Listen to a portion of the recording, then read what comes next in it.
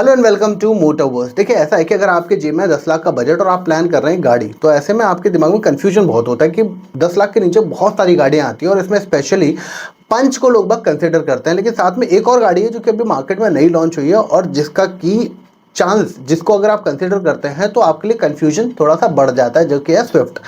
मारुति का भरोसा, टाटा की तरफ जाएं, कौन सी गाड़ी खरीदें, ये बहुत डिफिकल्ट हो जाता है। तो आज की इस वीडियो में हम बात करेंगे इन दोनों गाड़ियों के बारे में, कंप्लीट आपको जानकारी देंगे। Interior, exterior, gear box, engine trim, performance, ride comfort, feature, safety, इन सभी के बारे में बात करेंगे। तो आप इस वीडियो का एंड तक जरूर देखें और वीडियो अगर पसंद आए तो वीडियो को लाइक करें और चैनल को सब्सक्राइब जरूर कर लें। चलिए शुरू करते हैं आज की इस वीडियो को। चलिए सबसे पहले बात करते हैं इसके एक्सटीरियर की। तो देखिए, ऐसा है, पंच का एक्सटीरियर ऑलरेडी वेल नोन है मार्केट में, क्योंकि पंच का जो एक्सटीरियर है वो आपको रगेड फील देगा। खास तौर पे आपको, चूंकि एक माइक्रो एसयूवी सेगमेंट की गाड़ी है, तो आपको एक एसयूवी वाला स्टांस भी मिलता है। अब ये जो लुक्स होते हैं ये सब्जेक्टिव होते हैं, कुछ लोगों को पसंद आते हैं, कुछ को पसंद नहीं आते। जैसे मुझे कुछ मामलों में पंच का लुक अच्छा लगता है, कुछ मामलों में इसका पंच का जो लुक है वो मुझे पसंद नहीं आता। जैसे फ्रंट जो है, फ्रंट में क्लैडिंग इतना बड़ा दिया है वो बहुत बढ़िया लगता है। सॉरी, जो बम्पर दिया है प्लास्टिक की वाला वो बहुत बढ़िया लगता है। बैक साइड भी कुछ हद तक ठीक लगती है, पर मुझे बैक साइड में टेल लैंप्स का लुक अच्छा नहीं लगता। साइड में जो इतनी बड़ी बड़ी क्लैडिंग दी है वो थोड़ा सा अच्छा नहीं लगता। तो ये मेरा पर्सपेक्टिव है, आपका पर्सपेक्टिव अलग हो सकता है। तो लुक्स जो होते हैं हमेशा सब्जेक्टिव होते हैं। लेकिन अगर मैं ओवरऑल समराइज करूं तो पंच में आपको मिलता है एक रगेड माइक्रो एसयूवी वाला फील और माइक्रो एसयूवी वाला लुक। तो अब बात करते हैं मारुति स्विफ्ट के बारे में। देखिए, ऐसा है, मारुति की चाहे आप जेन 1 ले लो, जेन 2 ले लो, जेन 3 ले लो, हमेशा से स्विफ्ट का जो फोकस रहा है या मारुति का जो फोकस रहा है वो रहा है एक स्पोर्टी कार देने का। तो ये जो गाड़ी है ये आपको काफ़ी हद तक स्पोर्टी फील कराएगी। फ्रंट लुक आप देख लें, इसका रियर लुक देख लें, या फिर आपका टोटल इंस्टेंस देख लें। अगर आप कुछ हद तक अगर इनको देखेंगे भी ना, तो इसमें जितनी भी गाड़ियां हैं मेजॉरिटी कहीं ना कहीं एक प्रीमियम स्पोर्ट्स कार से कॉपी करके कुछ कुछ डिज़ाइन को इनहेरिट किया जाता रहा है शुरुआत से लेकर अभी तक। मारुति यही करती आई है और वैसा ही कुछ कुछ आपको इसमें भी मिलेगा। लुक्स इसमें ज़्यादा अच्छे लगते हैं। अब ये मेरा लुक है कि मुझे उसके लुक्स ज़्यादा अच्छे लगते हैं। जैसे उसमें जो प्रोजेक्टर हेडलैम्प्स दिए हैं वो बहुत बढ़िया लगते हैं। सामने का जो डिज़ाइन दिया है बम्पर का वो बहुत बढ़िया लगता है। ग्रिल बहुत बढ़िया लगी मुझे। तो बेसिकली क्या है कि कुछ कुछ चीज़ों में ये गाड़ी बहुत बढ़िया है। इंटीरियर की अभी बात नहीं कर रहे हैं, सिर्फ एक्सटीरियर की मैं बात करूं, और एक्सटीरियर में ये गाड़ी बहुत बढ़िया दिखती है। एक चीज़ की जो मुझे कमी खलती थी पिछली जनरेशन में, जो कि इन्होंने डोर जो ओपन करने के लिए हैंडल था वो ऊपर की तरफ शिफ्ट कर दिया था, उसे वापस ही अपनी पोजीशन में ले आए, जो कि बहुत अच्छा है। मेरा पर्सपेक्टिव ये बनता है कि होता क्या है ना, कि मेरे फ्रेंड के पास पंच है, पंच में ऊपर की तरफ वो डोर को ओपन करने के लिए दिया हुआ है। और कई बार ऐसा कंफ्यूजन होता है कि मैं मतलब ऐसा था कि फर्स्ट डे जब हम उस गाड़ी को लेके आए ना, तो उनके जो फादर थे, मेरे फ्रेंड के फादर, वो बोलते हैं यार इसमें पीछे तो हैंडल ही नहीं है, पीछे वाले कैसे बैठेंगे। मैंने कहा आगे से घुसेंगे। तो ये मजाक था। तो बेसिकली क्या है कि, लेकिन ये अपनी जगह पर बहुत बढ़िया लगता है। अभी ये जो इन्होंने वापस लेकर आ गए मुझे बहुत बढ़िया लगा। तो ओवरऑल मेरा जो अगर लुक के या एक्सटीरियर के पर्सपेक्टिव से देखोगे तो वो आपको मारुति की जो लुक्स है वो मुझे ज़्यादा पसंद आती है। अब बात करते हैं इंटीरियर की। तो देखिए, इंटीरियर में आपको अगेन जो पंच है वो थोड़ा सा रगेड फील कराएगी, लेकिन उसमें मॉडर्न टच दिया गया है। जगह जगह पे मॉडर्न टच दिया गया है। प्लास्टिक की क्वालिटी बेटर है, लेकिन फिट फिनिश में थोड़ा टाटा भी मार खाता है। टाटा की फिट फिनिश उतनी अच्छी नहीं है। पर ओवरऑल अगर मैं गाड़ी के इंटीरियर की बात करूं तो वो भी आपको फ्रेश फील कराता है, ऐसा कुछ नहीं है। वहीं अगर मैं मारुति स्विफ्ट की बात करूं तो इसका इंटीरियर काफ़ी हद तक नया डिज़ाइन लुक फील होता है। हाँ, इसमें जो कंपोनेंट लगे हुए हैं, चाहे आप स्टीयरिंग पे माउंटेड कंट्रोल्स ले लें, या फिर ऑटोमेटिक क्लाइमेट कंट्रोल एसी ले लें, या फिर एसी की हाउसिंग ले लें, वो मोर और लेस पार्ट शेयरिंग वाला कहानी जो मारुति की है वो रहती ही है। तो वो वहाँ पर रहेगा, लेकिन डिज़ाइन के हिसाब से उन्होंने काफ़ी हद तक इंप्रूवमेंट किए हैं। थोड़ा देखने में अच्छी लग रही है, क्योंकि जो कंसोल है वो थोड़ा सा ड्राइवर साइड पे टिल्टेड है हल्का सा। अगर आप गाड़ी को टेस्ट ड्राइव करेंगे या गाड़ी को चलाएंगे तो आपको रियलाइज होगा कि जो कंसोल है वो थोड़ा सा टिल्टेड है टुवर्ड्स ड्राइवर साइड, तो उससे थोड़ा सा कन्वीनियंट हो जाता है इन सब चीज़ों को एक्सेस करना।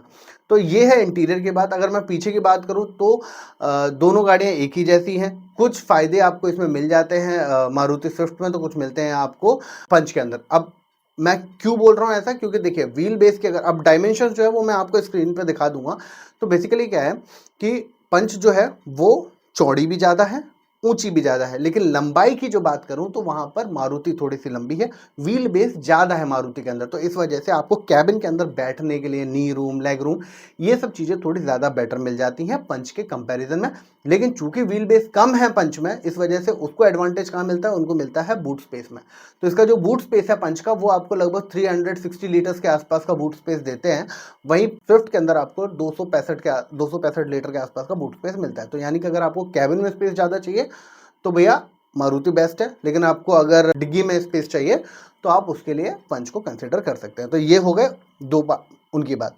अब बात करते हैं राइड कंफर्ट की। तो देखिए राइड कंफर्ट जो है ये डिपेंड करता है कि उसकी सस्पेंशन कैसे हैं। तो मारुति में जो सस्पेंशन है वो थोड़े से सॉफ्टर साइड पर रखे गए हैं, क्योंकि एक हैचबैक गाड़ी को सबसे ज़्यादा इस्तेमाल किया जाता है सिटी कम्यूट के लिए। और सिटी कम्यूट में छोटे छोटे जो पॉट होल्स होते हैं, उन पॉट होल्स पे अगर आप गाड़ी को आराम से चला रहे हैं तो अगर आपका सॉफ्ट सस्पेंशन होगा तो वो झटके आपको महसूस नहीं कराएगा। और इसीलिए मारुति में जो अगर आप सिटी के अंदर ड्राइव कर रहे हैं तो ये आपको बहुत कंफर्टेबल फील कराएगा। लेकिन वहीं पर अगर बड़े पॉट होल्स हैं और आप तेज़ी से निकालेंगे तो आपको मारुति में थोड़ा सा ये फील होगा। यानी कि अगर आप ऐसे रोड पर ले जाते हैं जहाँ पर रोड ही नहीं है तो वहाँ पर मारुति को थोड़ी सी दिक्कत आएगी। उसके अलावा इसका जो ग्राउंड क्लियरेंस है वो भी पंच से कम है।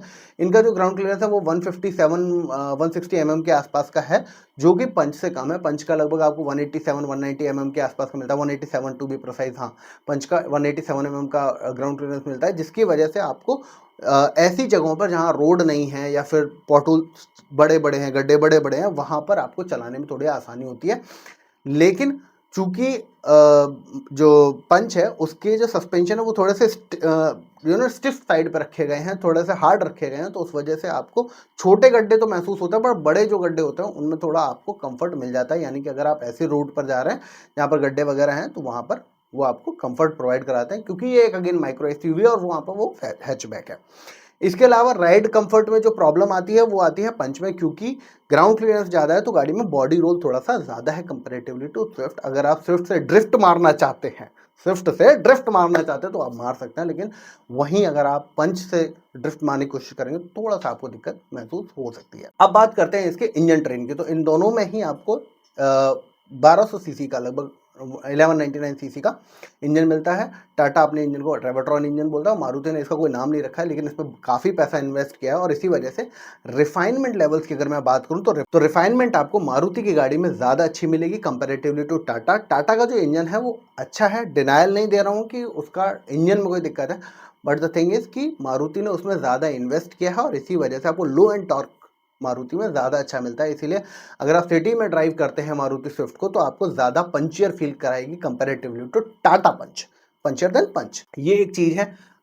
अगर मैं स्पेसिफिकेशंस की बात करूं तो आपको टाटा के इंजन में 84 bhp की पावर और 114 Nm के आसपास का टॉर्क मिल जाता है, वहीं पर आपको मारुति के इंजन में 81 bhp की पावर और लगभग 110 Nm का टॉर्क मिल जाता है। तो मोरलेस बात वहीं की वहीं है, थोड़ा बहुत इसमें अंतर है। लेकिन ये जो फिगर्स है ना, अब आपको दिख रहा होगा कि मारुति के जो फिगर्स हैं वो कम है, टाटा के फिगर्स ज़्यादा हैं, लेकिन एक्चुअल में जब गाड़ी परफॉर्म करती है तो वो होती है बॉडी के रेशियो में, बॉडी का जो वेट है उसके रेशियो में गाड़ी की पावर और परफॉर्मेंस कैसी है।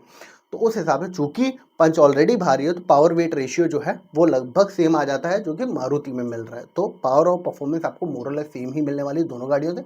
पर हाँ, रिफाइनमेंट के मामले में थोड़ा सा मारुति के पास हेड्स अप है, क्योंकि उन्होंने काफ़ी टाइम दिया है इस इंजन को, जी सीरीज़ के इस इंजन को। अब बात करते हैं गियर बॉक्स की। तो देखिए इसमें आपको 2 गियर बॉक्स मिलते हैं, 5 स्पीड का मैनुअल ट्रांसमिशन और 5 स्पीड का ही एजीएस या फिर जिसको एएमटी बोलते हैं, ऑटोमेटिक गियर शिफ्ट बोलते हैं, जो भी बोलना है वो बोल लो। पर दोनों के अंदर ही आपको एएमटी और मैनुअल मिलता है। 5 स्पीड का दोनों गियर बॉक्स हैं। अगर आपको स्मूथनेस चाहिए, अगर आप मैनुअल लेना चाह रहे हैं और मैनुअल में आपको गियर में स्मूथनेस चाहिए तो वो आपको मारुति में मिलेगी। तो टाटा में आपको थोड़ी सी रफ एंड टफ वाली फीलिंग मिलती है, जो कि कुछ लोगों को पसंद आती है, कुछ लोगों को पसंद नहीं आती। जैसे मेरा पर्सनल ओपिनियन है कि मुझे थोड़ा सा स्मूथ शिफ्ट चाहिए होता है। मुझे थोड़ा अच्छा लगता है जब मैं मारुति की गाड़ियों का गियर शिफ्ट करता हूँ, वो थोड़ा सा ज़्यादा स्मूथ होता है गियर बॉक्स, तो वहाँ पर मारुति के पास एक प्लस पॉइंट है। अब बात करते हैं फीचर्स की। तो फीचर्स में जो है कुछ ऐसे फीचर्स हैं जो दोनों के अंदर आते हैं और कुछ में डिफरेंसेस है। तो सबसे पहले कॉमन फीचर्स की बात कर लेता हूँ। तो दोनों में आपको इलेक्ट्रिकली एडजस्टेबल ORVM मिलते हैं। दोनों के अंदर आपको keyless entry, push button start भी मिल जाता है। आपको क्लाइमेट कंट्रोल दोनों में मिल जाता है, क्रूज कंट्रोल मिल जाता है, म्यूजिक जो कंट्रोल्स हैं वो आपको स्टीयरिंग पे ही मिल जाते हैं, कूल्ड ग्लव्स बॉक्स मिल जाता है और रियर वॉशर और डिफॉगर मिल जाता है। इसी के विपरीत अब मैं जाता हूँ ऐसी चीज़ें जो थोड़ा सा डिफरेंस क्रिएट करती हैं। तो देखिए बेस वेरिएंट का अब मैं जो डिफरेंसेस आपको देने वाला हूँ वो बेस वेरिएंट में देने वाला हूँ। तो देखिए मारुति ने जो सेफ्टी है उसको थोड़ा सा कंसिडर करके कुछ फीचर्स को स्टैंडर्ड कर दिया है, जिसमें कि आपको 6 एयरबैग स्टैंडर्ड मिलते हैं, एलईडी ईएसपी मिलता है, ट्रैक्शन कंट्रोल मिलता है, hill hold assist, brake assist, ये सब चीज़ें आपको स्टैंडर्ड मिल जाती है। तो इस वजह से थोड़ा सा आपके लिए एडवांटेज वहाँ पर हो जाता है। पर पंच के पास सनरूफ है जो कि मारुति के पास नहीं है। अब लोगों को इंडिया में सनरूफ बहुत ज़्यादा पसंद आती है, तो वहाँ पर सनरूफ अवेलेबल है। 7 इंच का इंफोटेनमेंट सिस्टम आपको मिलता है पंच के अंदर, और वहीं पर 9 इंच का इंफोटेनमेंट सिस्टम मिलता है मारुति के साथ। तो मोरलेस ये था दोनों गाड़ियों के बीच में कंपैरिजन। अब मेरा अगर वर्डिक्ट लिया जाए तो देखिए ऐसा है कि दो जगह पे एक इंडियन बायर कॉम्प्रोमाइज़ करता है और सोचता है। एक है सेफ्टी के ऊपर कि भाई सेफ्टी किसकी अच्छी है किसकी बुरी है, और दूसरा भाई गाड़ी चलेगी तो रोड पर तो माइलेज कितना देगी। अगर आप माइलेज को लेकर के ऑब्सेस्ड हैं या आपके लिए माइलेज थोड़ी प्रायोरिटी रखती है और सेफ्टी ठीक ठाक आपके लिए चल जाएगी, क्योंकि ये गाड़ी JN कैप में 4 स्टार लेकर आई है। अब JN कैप में एडास था तो इस वजह से हम इसकी उतनी नहीं मान रहे हैं, और फिर अभी जब BN कैप से रिजल्ट आएगा तो इसकी सेफ्टी रेटिंग्स की वैल्यू अलग आ सकती है। इसमें स्टैंडर्ड इन्होंने 6 एयरबैग्स कर दिए तो थोड़ा सा एडवांटेज यहाँ पर एड ऑन हो जाएंगे। तो बेसिकली ये है कि अगर आपको सेफ्टी कंसर्न है तो भाई पंच बेस्ट है, क्योंकि 5 स्टार सेफ्टी रेटिंग आ रखी है ऑलरेडी JN कैप के थ्रू, और ये गाड़ी ऑलरेडी रोड पर कई टेस्ट में कई एक्सीडेंट में प्रूव कर चुकी है कि ये गाड़ी बेटर है सेफ्टी के मामले में। तो ये अगर आपके लिए सेफ्टी प्रायोरिटी है और आपको गाड़ी को ड्राइव करने के लिए जो फ्यूल वगैरह लगेगा वो उतना मैटर नहीं करता, तो आप आराम से पंच उठाइए। लेकिन अगर आपको फ्यूल देखना है साथ में सेफ्टी भी आपको ठीक ठाक मिल जाए, क्योंकि जहाँ तक मुझे उम्मीद है ये 3 स्टार ले आएगी। अगर BN कैप में भी अगर जाएगी तो 3 स्टार, हो सकता है 4 स्टार भी ले आए। ठीक है, तो ये गाड़ी सेफ है ऐसा नहीं है, क्योंकि इसमें जो उन्होंने बिल्ड क्वालिटी है वो थोड़ी सी इंप्रूव की है। अगर आप जा करके देखेंगे भी इस गाड़ी को तो प्रीवियस जनरेशन से इस जनरेशन में बिल्ड क्वालिटी में काफ़ी बदलाव किया गया है। तो यहाँ पर सेफ्टी रेटिंग इंप्रूव हुई होगी।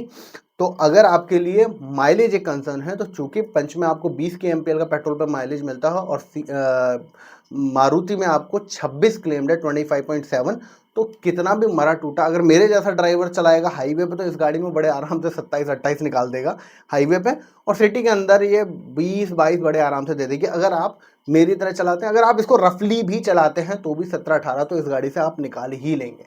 तो ये थी इसकी पूरी बात। कंक्लूजन मेरी तरफ से ये है कि अगर सेफ्टी चाहिए तो भाई पंच, और माइलेज चाहिए तो मारुति। मैं उम्मीद करता हूँ कि आपको वीडियो पसंद आई होगी, तो वीडियो को लाइक करें, अपने दोस्तों के साथ शेयर करें, और ऐसे ही और वीडियोस को देखने के लिए हमारे चैनल को सब्सक्राइब जरूर कर लें। चलिए मिलते हैं आपसे अगले वीडियो में, तब तक के लिए खुश रहिए, स्वस्थ रहिए।